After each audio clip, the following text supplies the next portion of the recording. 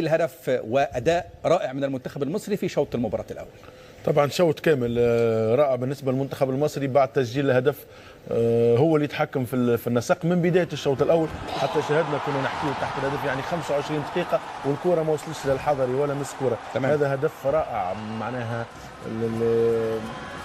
الكره ضربها نص وجه رجله ونص خارج رجله، راحت صعبه، ممكن 10 حراس تحطهم في المرمى صعب. اللي ساعدوا ايضا الاثنين اللي كانوا واقفين مغطين على الحارس، اثنين لاعبين كانوا واقفين مصريين واقفين مع الحيطه، هما اللي غطاوا على زاويه الرؤيه على الحارس. ولو الحارس سبق كان يظن انه صلاح باش يوزع الكره فوق الحيطه، لكن هو اخذها بكل قوه وراحت. الهدف هذا ساعد نوعا ما المنتخب المصري اللي فرض سيطرته وهو حكم في النسق، لانه بعد ذلك المنتخب المصري لعب بأريحية كبيرة، لعبه اللي عودنا عليه من قبل، 1 تاتش و 2 تاتش، تمركز كان جيد جدا، ولا شاهدنا ولا خطورة كانت موجودة بالنسبة للمنتخب الغاني في هذا الشوط الأول، اللي على عكس المباريات الماضية غير طريقته ال 4-3-3 في هذه المباراة. طيب